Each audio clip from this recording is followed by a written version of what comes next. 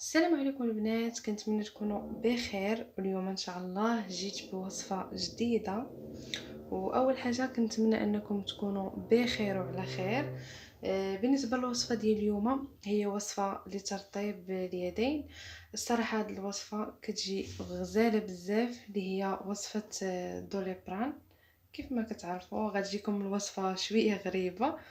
انا هنا الوصفه ديال اليوم غادي نستعمل فيها دوليبران، وغادي نستعمل فيها الشمع. اي شمع عندكم في المنزل تقدروا تستعملوه. انا عندي هذا غادي نستعمله. تقدروا ديروا غير هذاك الشمع العادي، تستعملوه في الوصفه ديالكم. اول حاجه غادي ندوز باش غادي نصاوب الوصفه ديالي، هي غادي نشعل البوطه وغادي نديرها في نار مهيله،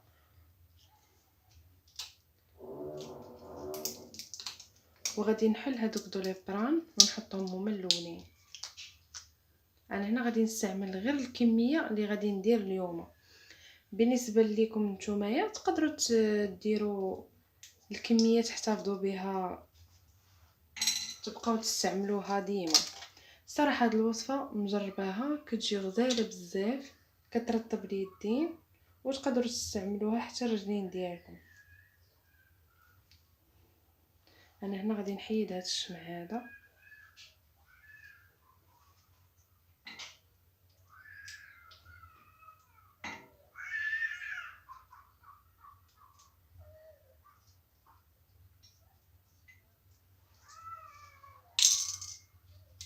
غادي نستعمل جوج فقط.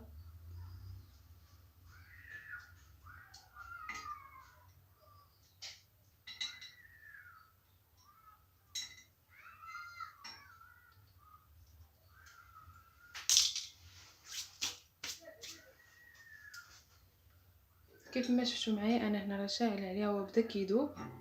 غادي نخليوه حتى كيذوب هذاك الشمع ودوليبران.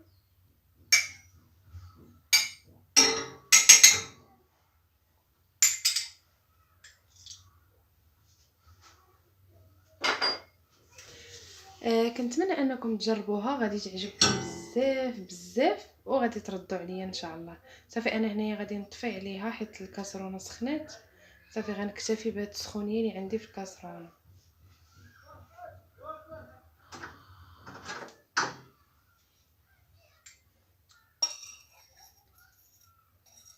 غادي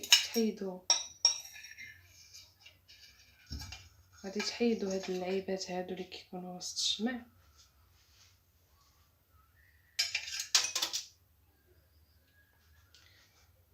هو داب دوليبران والشمع غادي نخويهم في واحد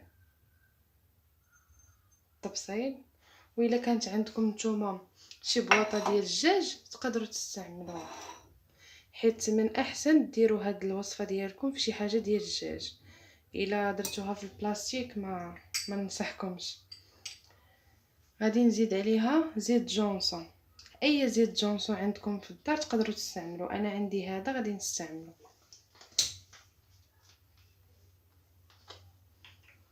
بالنسبه لزيت جونسون حيت انا درت غير كميه قليله، غادي ندير غير جوج معالق صغار.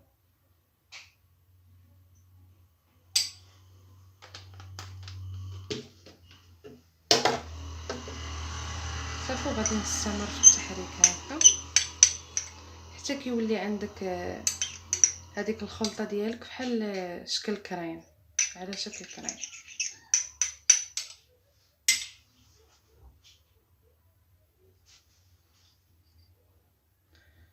كيف ما شفتوا معايا انا هنايا خليته غير في التبصيل.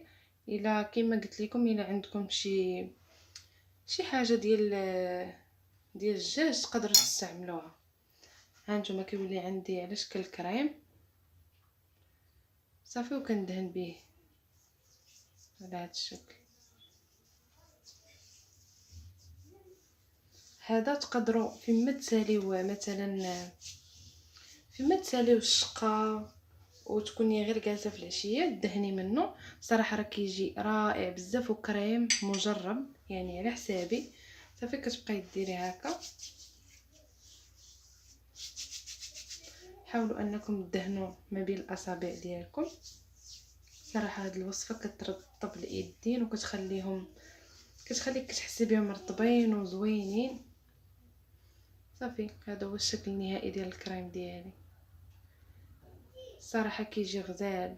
وبالنسبه للكريم ديال اليدين انا كنستعمل هذا اللي مصوبه على يديا، وكنستعمل هذا نيفيا. صراحه هذا الكريم حتى هو كنصحكم به، عرفتي كيرطب اليدين. صافي هذا هو الشكل النهائي ديال الكريم ديالي. عرفتي ما نعاودش لكم البنات، كيجي غزال بزاف. شوفوا كيخلي يدك بيضين ورطبين في نفس الوقت، وكيعطيك واحد النتيجه فعاله 100%. ماشي 100% ولكن مهم واحد النتيجه زوينه اللي غتعجبكم بزاف. يعني غير جربوا هاد الوصفه وردوا عليا. بالنسبه للشمع راه اي شمع عندكم تقدروا تستعملوه. انا هذا عندي في الدار هو اللي استعملت. تقدروا ديروا نتوما هذاك الشمع العادي ولا هذا. المهم راه كتعطي واحد النتيجه زوينه بزاف. هانتوما شوفوا معايا. وكنقول لكم كنتمنى ان الوصفه ديال اليوم تكون نالت الاعجاب ديالكم. وما تنساوش البنات واحد لايك وتخليو واحد كومونتير. وكنتمنى من لا فيديو ديال اليوم ينال اعجابكم، وكنتسنى التشجيعات ديالكم باش نبقى ديما نعطيكم الجديد. وكنقول لكم خليتكم على خير.